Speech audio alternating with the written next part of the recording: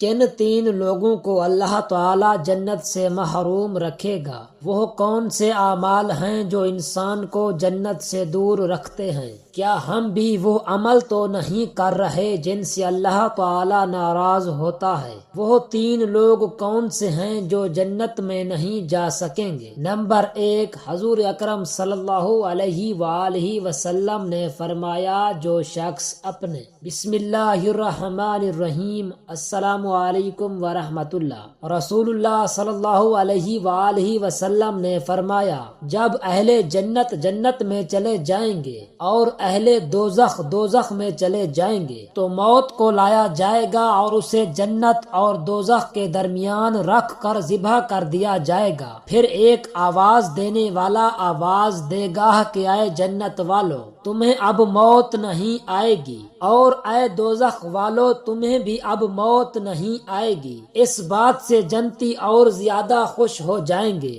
اور جہنمی اور زیادہ غمگین ہو جائیں گے۔ حضرت عبداللہ ابن مسعود رضی اللہ تعالی عنہ فرماتے ہیں کہ میں نے رسول اکرم صلی اللہ علیہ وآلہ وسلم سے پوچھا، کون سا عمل اللہ تعالی کو سب سے زیادہ پسند ہے؟ فرمایا، نماز اپنے وقت پر ادا کرنا۔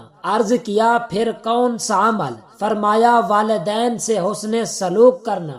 عرض کیا، پھر کون سا؟ فرمایا، اللہ عز و جل کی راہ میں جہاد کرنا۔ حضرت عبداللہ ابن مسعود رضی اللہ تعالی عنہ فرماتے ہیں کہ مجھے رسول اللہ صلی اللہ علیہ وآلہ وسلم نے ان کلمات کی تعلیم فرمائی، اگر میں حضور صلی اللہ علیہ وآلہ وسلم سے زیادہ طلب کرتا تو وہ مجھے اس سے بھی زیادہ عطا فرماتے۔ حضرت ابو ہریرہ رضی اللہ تعالی عنہ فرماتے ہیں کہ ایک شخص نے رسول اللہ صلی اللہ علیہ وآلہ وسلم کی خدمت میں حاضر ہو کر عرض گزار ہوا، یا رسول اللہ صلی اللہ علیہ وآلہ وسلم، لوگوں میں سے میرے حسن سلوک کا سب سے زیادہ حقدار کون ہے؟ فرمایا، تیری ماں۔ عرض کیا، پھر کون؟ فرمایا، تیری ماں۔ عرض کیا، پھر کون؟ فرمایا، تیری ماں۔ پھر عرض کیا، اس کے بعد کون؟ فرمایا، تیرا باپ۔ اس فرمان علی سے معلوم ہوا کہ ماں کا حق باپ سے 3 گنا زیادہ ہے، کیونکہ ماں بچہ پر 3 احسان کرتی ہے۔ باپ ایک احسان پیٹ میں رکھنا، جننا، پرورش کرنا۔ باپ صرف پرورش ہی کرتا ہے۔ بیٹا ماں باپ دونوں کی خدمت کرے، مگر مقابلے کی صورت میں ادب و احترام باپ کا زیادہ کرے، خدمت و انعام ماں کی زیادہ۔ ماں باپ کے ساتھ سلوک یہ ہے کہ ان سے نرم اور نیچی آواز سے کلام کرے، مالی و بدنی خدمت کرے، یعنی اپنے نوکروں سے ہی ان کا کام نہ کروائے بلکہ خود کرے، ان کا ہر جائز حکم مانے، انہیں نام لے کر نہ پکارے، اگر وہ غلطی پر ہوں تو نرمی سے ان کی اصلاح کرے، اگر قبول نہ کریں تو ان پر ڈانٹ ڈپٹ نہ کرے، ان کی سختی پر تحمل کرے۔ حضرت عبداللہ ابن عمر رضی اللہ تعالی عنہ فرماتے ہیں، رسول اللہ صلی اللہ علیہ وآلہ وسلم نے فرمایا، اللہ تعالی کی رضا مندی ماں باپ کی رضا مندی میں ہے، اور اللہ تعالی کی ناراضگی ماں باپ کی ناراضگی میں ہے۔ اللہ تعالی کی رضا کے حصول کے بہت سے اسباب اور طریقے ہیں، ان میں سے ایک بہت اہم سبب ماں باپ کو دائرہ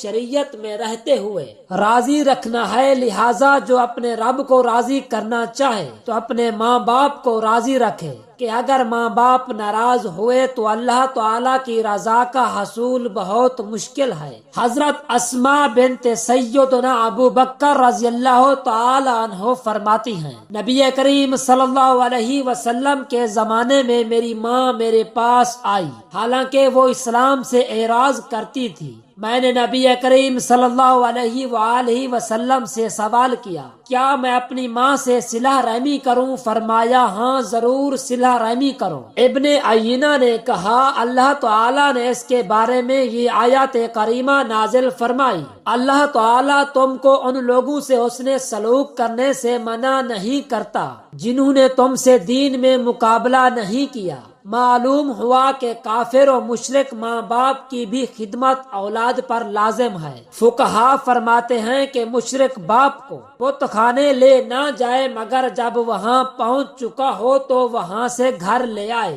کہ لے جانے میں بت پرستی پر مدد ہے اور لے آنے میں خدمت ہے۔ دوسرے عزیز و قرابت دار بھی اگر مشرک و کافر ہوں مگر محتاج ہوں تو ان کی مالی خدمت کرے۔ حضرت عبداللہ رضی اللہ تعالی عنہ فرماتے ہیں کہ ایک شخص نبی کریم صلی اللہ علیہ وآلہ وسلم کی خدمت میں حاضر ہوا، عرض کیا یا رسول اللہ صلی اللہ علیہ وآلہ وسلم، مجھ سے ایک بہت بڑا گناہ سرزد ہو گیا ہے، کیا میرے لیے توبہ ہے؟ حضور صلی اللہ علیہ وآلہ وسلم نے فرمایا کیا تیری والدہ ہے؟ اس نے عرض کیا نہیں۔ فرمایا کیا تیری خالہ ہے؟ اس نے عرض کیا جی ہاں۔ نبی کریم صلی اللہ علیہ وآلہ وسلم نے فرمایا اپنی خالہ سے حسن سلوک کرو، اس کی خدمت و تابع داری کرو، اللہ تعالیٰ تیرے گناہ معاف فرمائے گا۔ حضرت ابن عباس رضی اللہ تعالی عنہ فرماتے ہیں کہ ان کے پاس ایک شخص حاضر ہوا اور اس نے کہا کہ میں نے ایک عورت کو نکاح کا پیغام بھیجا تو اس نے میرے ساتھ نکاح کرنے سے انکار کر دیا، اور دوسرے شخص نے نکاح کا پیغام بھیجا تو اس نے نکاح کرنا پسند کر لیا۔ مجھے اس پر غیرت آئی تو میں نے اس عورت کو قتل کر دیا، کیا میری توبہ کی کوئی صورت ہے؟ حضرت ابن عباس رضی اللہ تعالی عنہ نے فرمایا کیا تیری والدہ زندہ ہے؟ اس نے کہا نہیں۔ حضرت ابن عباس رضی اللہ تعالی عنہ نے فرمایا اللہ تعالی کی بارگاہ میں توبہ کر کے حتی المقدور اس کا قرب حاصل کر۔ عطا بن یسار راوی فرماتے ہیں میں حضرت ابن عباس رضی اللہ تعالی عنہ کے پاس گیا اور پوچھا کہ آپ نے اس کی ماں کے متعلق زندہ ہونے کے متعلق کیوں پوچھا؟ تو انہوں نے فرمایا میں والدہ سے حسن سلوک سے زیادہ کوئی عمل قرب الہی عز و جل کا نہیں جانتا۔ ہر مسلمان یہ چاہتا ہے کہ مجھ سے جو گناہ سرزد ہو گئے ہیں اللہ تعالیٰ ان کو معاف فرما دے، میری بخشش ہو جائے۔ ان احادیث مبارکہ سے پتہ چلا اگر با تقاضائے بشریت گناہ سرزد ہو جائے تو اسے چاہیے کہ سچے دل سے توبہ کرے اور خلوص دل سے ماں باپ کی خدمت کرتا رہے۔ انشاءاللہ عز و جل ماں باپ کی خدمت کی برکت سے بخشش کی امید ہے۔ حضرت طلحہ رضی اللہ تعالی عنہ فرماتے ہیں ایک شخص نبی کریم صلی اللہ علیہ وآلہ وسلم کی خدمت میں حاضر ہوا اور عرض کیا یا رسول اللہ صلی اللہ علیہ وآلہ وسلم، میں جہاد میں شریک ہونا چاہتا ہوں اور میں اس سلسلے میں آپ صلی اللہ علیہ وآلہ وسلم کی اجازت لینے حاضر ہوا ہوں۔ نبی کریم صلی اللہ علیہ وآلہ وسلم نے فرمایا کیا تیری والدہ زندہ ہے؟ اس نے عرض کیا جی ہاں۔ نبی کریم صلی اللہ علیہ وآلہ وسلم نے فرمایا ہمیشہ اس کے قدموں سے چمٹے رہو کیونکہ اس کے قدموں میں جنت ہے۔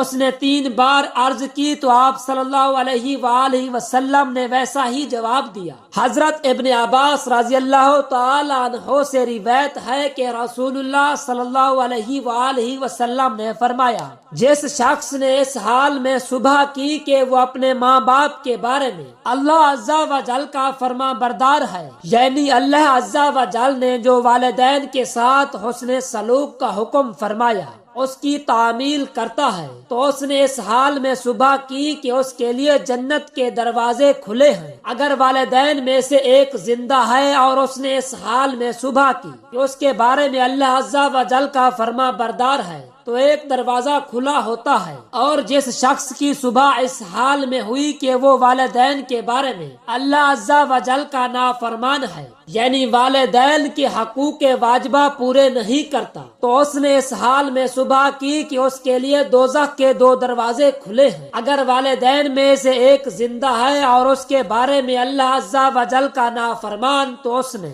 اس حال میں صبح کی کہ اس کے لیے دوزخ کا ایک دروازہ کھلا ہے۔ ایک شخص نے عرض کی اگر والدین اس پر ظلم کریں، نبی کریم صلی اللہ علیہ وآلہ وسلم نے 3 مرتبہ فرمایا اگرچہ وہ اس پر ظلم کریں، اگرچہ وہ اس پر ظلم کریں۔ 3 مرتبہ فرمایا۔ اس حدیث مبارکہ میں والدین کے ساتھ حسن سلوک کی اہمیت و فضیلت پر زور الفاظ میں بیان کیا گیا ہے۔ اگرچہ ماں باپ ظلم کریں، ماریں، اولاد کا حق ادا نہ کریں، اولاد کے لیے ضروری ہے کہ وہ ہر حال میں ماں باپ کے ساتھ حسن سلوک کریں۔ اولاد کے لیے ہرگز جائز نہیں کہ وہ انتقاماً ماں باپ کی خدمت اور حسن سلوک ترک کر دیں۔ اب وہ نادان غور کریں جو کہتے ہیں ہمارے ماں باپ ہمارے ساتھ اچھا سلوک نہیں کیا، اس لیے ہم ان سے اچھا سلوک نہیں کرتے۔ یاد رہے کہ اس کا مطلب یہ نہیں کہ ماں باپ کو ظلم کی اجازت دے دی گئی ہے۔ اگرچہ ماں باپ ظلم کریں گے تو ظلم کا وبال ان پر پڑے گا،